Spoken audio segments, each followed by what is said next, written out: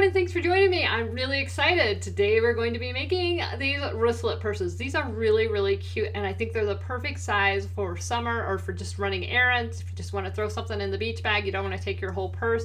They're big enough that you can throw your phone in here. You can throw your lipstick. You can throw, some mints, whatever you want. It's got a little pocket right in the middle for credit cards, and then two big pockets. This is an iPhone 7 S Plus, I think. So it's the big one, and it fits in here without any problem whatsoever. So it's pretty big. I also, here's like a thing of mints that fits in here. You can put your money, whatever you want, and this still has plenty of room. I could put more in here. So because of the way the pockets are made, you have a lot of extra space that you could fill this up with just the essentials to go on your errands or whatever you need. Now, this is a pattern in Cricut Design Space, so I can't share the pattern. It's not mine to give. This belongs to Anna Griffin, and it's in Cricut Design Space. You can purchase it, but once you purchase it, you will be able to use it as much as you want, as many times as you want, and you'll never have to buy it again. I'll put the price of the pattern right here. The reason I made this is I found some discrepancies in the instructions, and they were a little bit confusing. So it's really not that hard to make. But reading the directions, it really took me quite a while to figure out what I was supposed to do. And as a matter of fact, when I made this one, which is the first one I made, I had to take it apart 3 different times because there are some things that aren't correct. So you'll notice on this one, the snap's in a slightly different place, and that's just because I had to fix it. But this one turned out really, really cute, I think. And again, you have these cute little gusseted pockets or on the outside or on the inside, as well as that little center pocket for cards. This one's made out of Cricut fabric. This one's made out of Cricut fabric. And then I made this one. And I think this one turned out really fun too. It's got the gingham green check on the inside, and they're all the same size. Now, I did tweak the pattern a little bit. This one I made with fusible fleece, and it's a little more flimsy. So that's why I was making the other ones, is just trying to find the best recipe, so to speak, for you guys. So I wanted to save you some headaches working through those problems. Now, the pattern is in Cricut Design Space, and I have printed it out, and I'm going to walk you through it. But again, I have made changes and some notes because there are some things that aren't correct. And you will find that if you follow the directions, you put it together, it's not going to go together correctly. So I'm going to walk you through this. It's really not that difficult. If you guys want to play along, I've got all of the products I used linked in the description below the video. I think there's going to be a lot of fun for, like I said, for summer, to throw in your beach bag, to run errands. You're not going to have to, take your whole big purse. You can throw everything you need in here and get away with just this cute little wristlet. And I think they're going to make, they would make really cute gifts for, holidays, Mother's Day, birthdays, Christmas, whatever. So I hope you guys enjoy the video. Let's get started. Okay, so here's everything that I am using. I'm using this Cricut fabric just in case you want to make yours exactly the same. I thought I would use something that is available. I will have this linked in the description below the video. Note that if you're going to use one of these Cricut packs, you need to have 2 of them for your lining if you want them to match. One strip of it is not enough, so you need 2 packs. But there's an amazing deal of Cricut fabrics. I bought 2 different bundles of the same thing, so I had double packs. But it's $39.99 and it's over $100 worth of fabric. And if you have use code MAKERS10, you can get an additional 10% off. But I know once these are gone, they're gone for good. So I'll leave the link in the description below the video.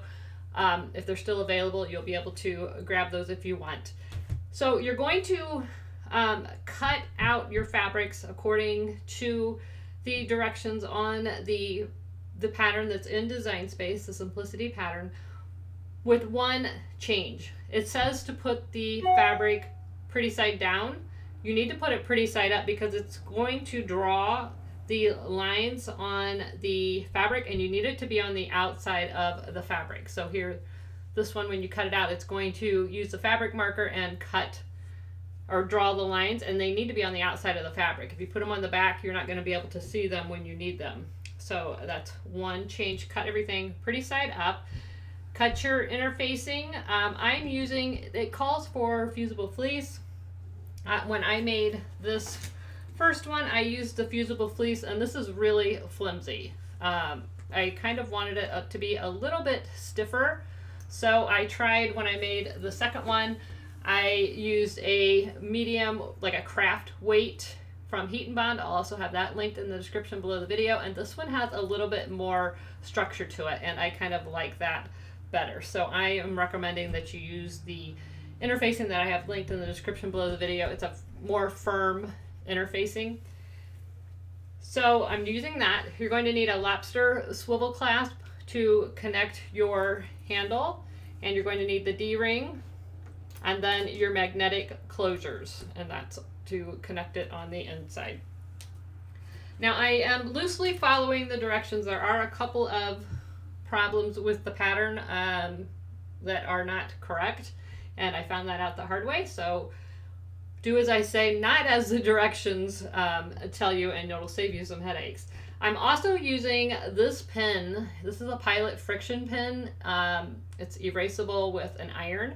Instead of using the Cricut fabric marker, I love the Cricut fabric marker, but the problem is that it's erasable when you wash it. And it's usually pretty dark, and I don't like the fact that you can see it through your fabric without, you know, unless you wash your fabric. So I don't want to wash this bag as soon as I make it. So I'm recommending using this, but the only thing is this will erase with an iron. This does fit into your Cricut Maker, or it does in mine anyway, without any adapt. I just leave it just like I would put the fabric pin in. I'm putting this in, and it worked great. So that's a little tip. Okay, so here are the directions, and you can see I've got notes on here for some changes that we're going to have to make. But the first thing that it tells you to do, step one, is to create your straps. So what they want you to do, and these are going to be your straps. Let's put everything else aside for a moment. These are your straps. So all they're telling you to do is to fold your long strip in half.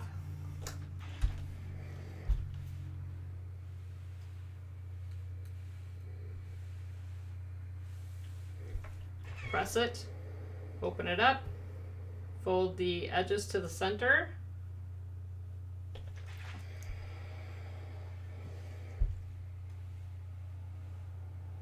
just like you're making bias tape.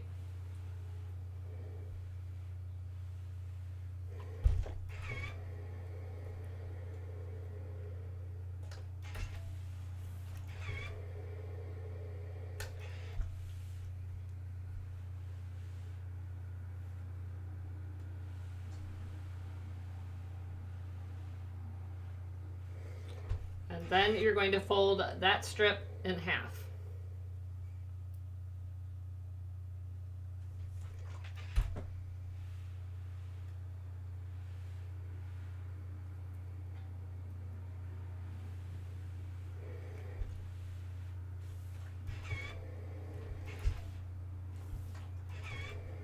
And then you're going to do the same thing to the small strip. You're going to fold the edges in to the center, press, press, and fold in half.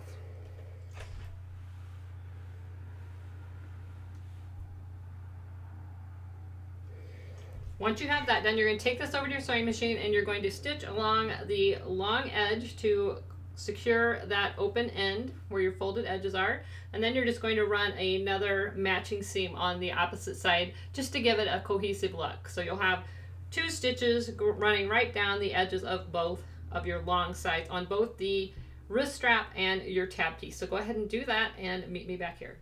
Okay, so when you're sewing this, you probably want to use a coordinating thread. I'm using a contrasting thread just so that you can see what I'm doing. But you can see I went ahead and ran a stitch down the long side of both, and now we have our tab and our handle. Next thing you're going to do is slip your D-ring through the little tab, or the tab through the little D-ring, and you can just set that aside. We're going to use that later. And for the handle, you're going to slip your lobster clasp on.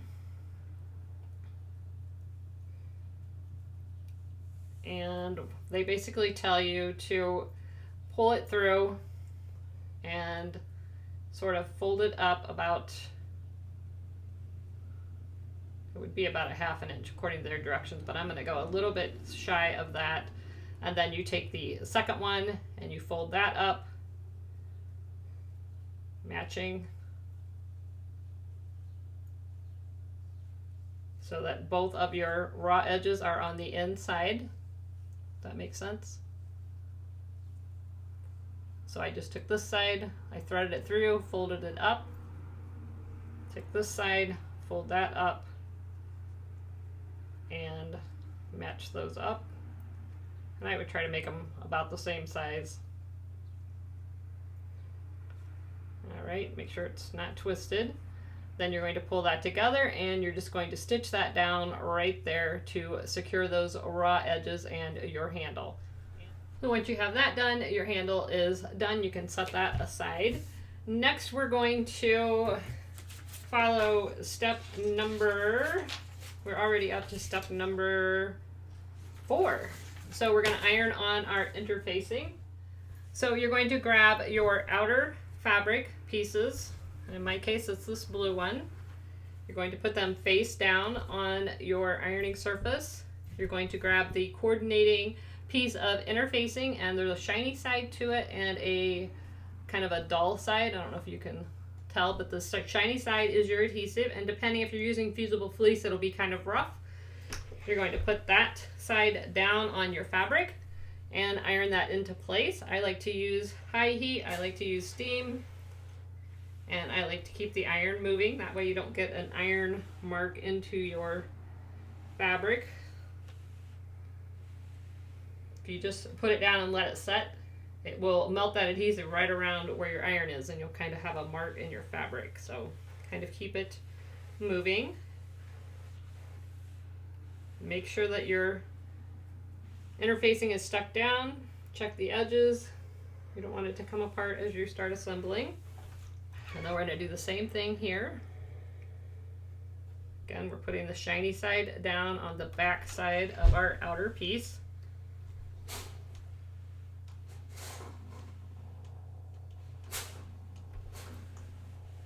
High heat, a little bit of steam. Just follow the directions for your particular interfacing. If it's not stuck down, just apply a little more heat, let it go a little bit longer.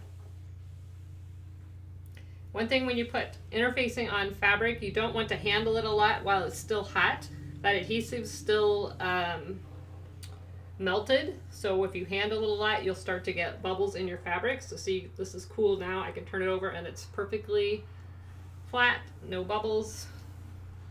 So give it a chance to cool down a little bit before you start to handle it a bunch, if you find you're getting a lot of bubbles in your bags and fabric.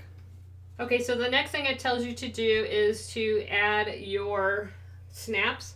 And this is where I found some problems in the directions. It says to fold the main interior, but this is the exterior. So you want the, or it tells you to fold the main exterior, but you want the interior. This green is the interior. So I'm going to take my lining fabric, I'm going to fold it in half lengthwise to establish where that center point is.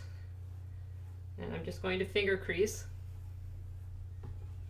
Open that up. And this is my center point. I'm going to put that right there on my mat at that line just to help me see the center. And then it tells you to measure down 2 inches from the top and make a mark. So I'm going to measure down 2 inches right on that center line and make a mark. All right, and then it tells you to add the magnetic closure or closure of your choice. So because this is a just a unlined piece of fabric, and if you put the magnetic closure on here, it's going to kind of droop because that magnetic closure is kind of heavy. If you wanted to use a cam snap, you could absolutely use a cam snap, and that would probably not require the next step. But because we're doing it This way I am recommending that you take another piece of your scrap interfacing and put it right over that dot and iron that down into place, and that's just going to provide some extra stabilization for this snap. So go ahead and put your interfacing right over that dot you just made. Okay, now because I used a disappearing mark, I'm going to have to remark my center, which is no big deal. I'm just going to fold that back in half, establish my center point. It's right there. Measure down 2 inches right on that center line and make a mark. Then you're going to take your snap, and most snaps come with the little washers. If yours don't or didn't, don't worry about it. You can just use the prongs to mark your spots, but if you have the washer, it makes it really simple. You can just put the washer down, center it right over that hole that you just made, and then add little marks right in those 2 slits so that it's like this. Let me see if I can get that up to the camera so that you can see what I did. And that's going to give you your guide for where to put the holes. If you don't have the washer, it's still fine. You can just put the prongs down like this and kind of eyeball it and measure with your pen right where your slits need to be. Then you're just going to take your seam ripper and insert it, and don't go too big. It's better to have it too little than too big. You can always make it bigger if you need to. And then you're going to take your snap, either the male or the female edge, it doesn't matter. You're going to put that on the outside of the fabric, right through those slits that you just made, just like that. And then if you have the washer, go ahead and add the washer. If you don't, that's fine. Just bend your prongs back. All right, so we've got the top one done. Should look something like that. All right, so the next thing we need to do is to take the main exterior piece and do the same. We're going to fold it in half. Finger crease it. I'm going to put that right on my center mark right here. And it's telling us to measure down on this one 1.5 inches. So we're going to go, there's my 1 inch, 1.5, right on my center line. And we're going to make a mark. This one already has interfacing, so we're all set. So again, we're going to use our washer if we have it. Place that right over the mark that we just made. Make a couple of marks for our cutting. Use your seam ripper. And just push that open a little bit. And we're going to put the other half of the magnetic closure through the outside. Flip it over, add your washer,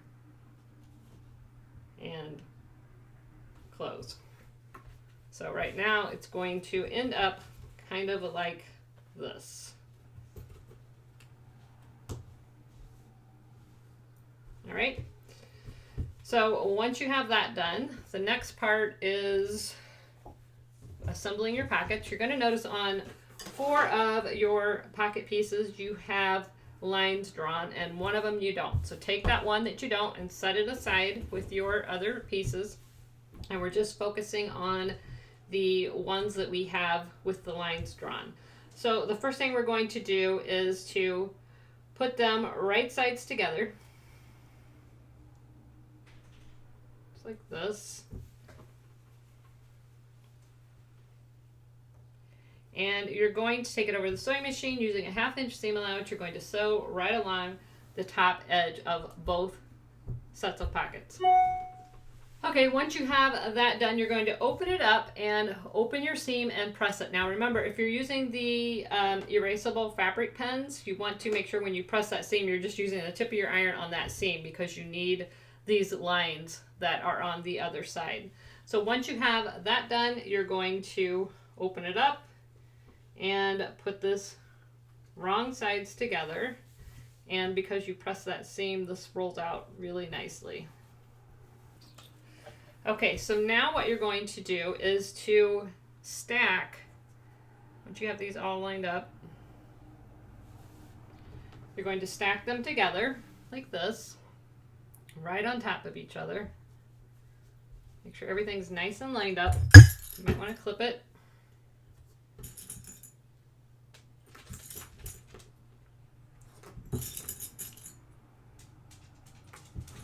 All right, and this is why you need those marks on the outside instead of the inside. So that's a mistake in the pattern. So you're going to take it over to your sewing machine and you're going to stitch right on those lines that are drawn in. So stitch right around, and that's going to make this little pocket that is on the inside. So you're just creating a small pocket between the two pieces that you just made. So you're just going to stitch right on that line. Okay, so I stitched all the way around and then I went ahead and used my iron and got rid of my lines. But now I have my two pocket pieces sewn together and I have this cute little pocket on the inside. Okay, now this is where the directions get really confusing, but it's really not that difficult. It's just the way it's worded. So we are up to, let's see,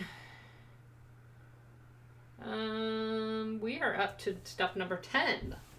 So what it tells you to do is take your pocket piece and pin the top two layers of the fabric to the pocket so that they are out of your way. So what you're going to do is take both of these pieces, fold them up, fold them in, and that's your first two pieces.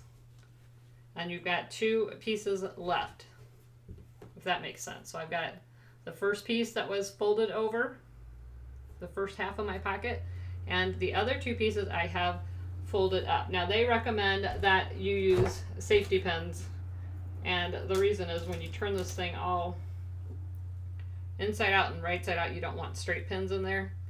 So I'm just going to use a couple safety pins and clip this up out of the way. So it looks like this. All right. And then it tells you to sandwich the pocket pieces with the pin side down, facing the side with the exterior fabric. So we are going to take this piece. This is our exterior. We're going to put the pin side down, and you're going to line up the bottom. You're going to have a little bit of a gap up here. You're supposed to. So you're going to line up the bottom just like this, and you can use clips on this if you want. And then you're going to take your other pocket piece or exterior piece, and this is the one that doesn't have lines on it. You're going to turn that face down and put that right on top of there. And then you're going to clip everything into place.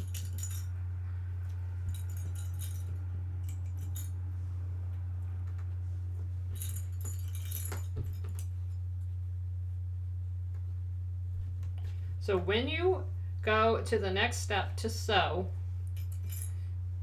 you're going to be catching all of the layers as you come down and around. But when you sew across the top, you don't want to catch that pocket piece. So you're going to, if you stick with your 1/2 inch seam allowance, it should be, let me measure here. Yep, it's right at a 1/2 inch. So you might want to go a scant 1/2 inch on this top seam. If that makes sense, because you don't want to catch this pocket inside that top seam.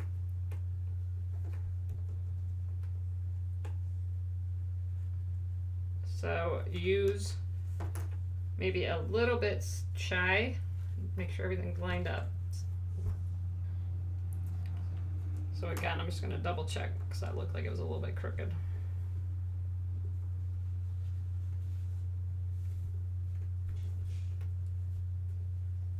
There we go.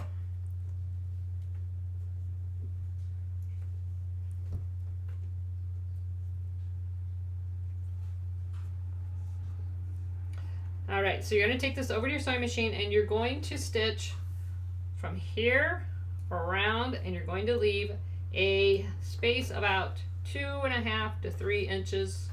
I've got just about 2 1/4. So you're going to sew here, here, back stitch. Don't sew between your lines. Pick it back up, back stitch, sew up, and close it. So go all the way around, leaving this open. You can start and stop wherever you want, but make sure you leave a gap open right here And that's how we're going to turn this right side out. So go ahead and do that and meet me back here. Okay, so I left the opening here, but before we turn this right side out, we want to clip our corners. Now, if you have pinking shears, this is the perfect time to use them. Don't cut this opening. You're going to use that to, or need that fabric to tuck it back in so that it looks nice. But you want to clip around these corners. If you don't have pinking shears, you can absolutely just clip the corners, and it's most important on these rounded corners. You can just use your scissors and make some clips. But if you have pinking shears, this is awesome time to use them. And that will really help your corners look better. And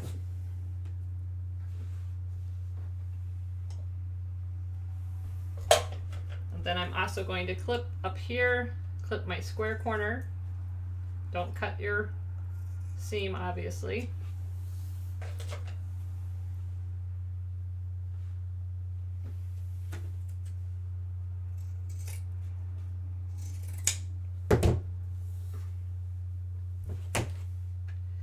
All right, once you have that done, you're just going to reach inside and make sure you're reaching in between the outer fabric and your lining, not between the two lining fabrics. So you're going to turn it right side out between the outer fabric and the lining. Reach inside, and this is why you have safety pins instead of straight pins, because this way you don't get stuck when you're turning this right side out. Use a bone folder or something and reach in there and really make those corners pop out nice. I like to just run the bone folder, and if you don't have a bone folder, you can use a chapstick or a pen or whatever you want, but I like to run it along the seams.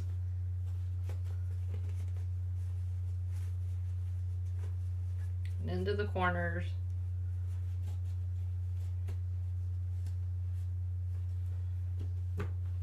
Sure everything is pressed out, and you can see this is going to be the front portion of the bag. So once you have that done, you're going to take it over to your sewing machine and you're going to press everything nice and flat. Leave your safety pins in here. Make sure these corners are flipped in. They should want to do that naturally, but if they don't, just tuck that extra fabric in so that that's going to be closed.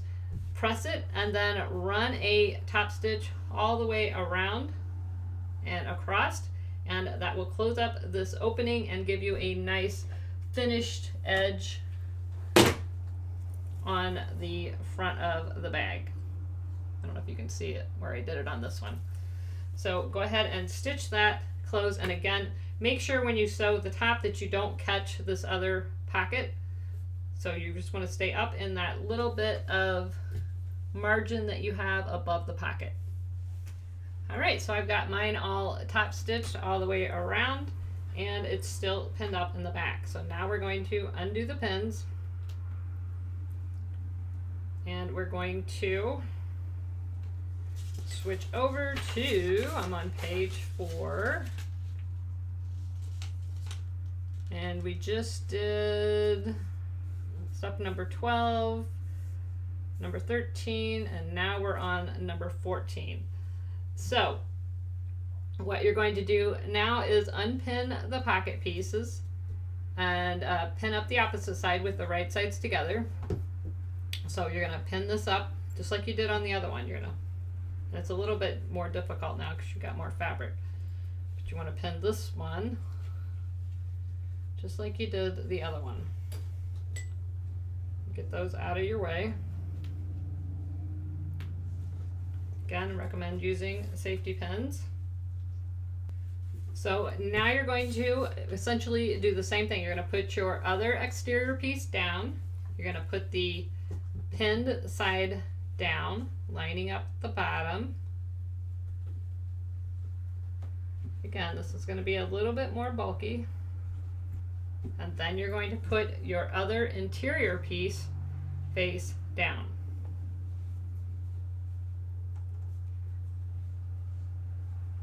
All right, now, before you go any further, grab your tab piece, fold it in half, and you're going to place that inside so the D-ring is facing in whichever side you're going to want this on. So let's see. So just like that, and then go ahead and clip everything into place.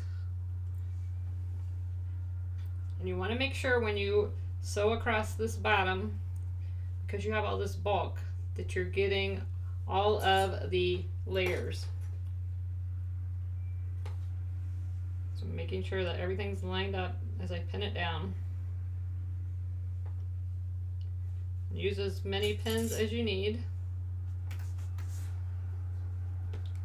Over here on the side, you want to make sure that you get the pocket and your outer piece.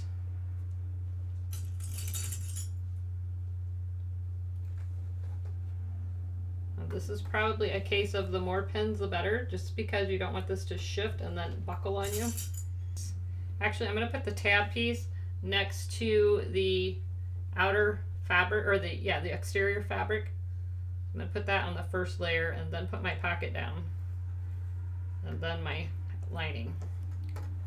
Okay, now again, you want to leave a place that you can sew this closed. So this time I'm going to leave it up here. You can leave it wherever you want, wherever you feel comfortable, but I'm going to leave it up here, I think. And I'm going to backstitch, so all the way around, backstitch, and we'll leave that top open so that we can turn this right side out. All right, so it should be looking something like this. And again, you might have left your opening down here. I'm not sure which one I'm going to like better, but we'll see how this works out. I'm going to clip off that extra tab sticking out. And again, we're going to clip our corners. Anywhere that it's curved, it helps if you clip it. And again, try not to cut your seam allowance off in your open area. So it just gives you more room to turn it. Okay, so now we can turn this right side out.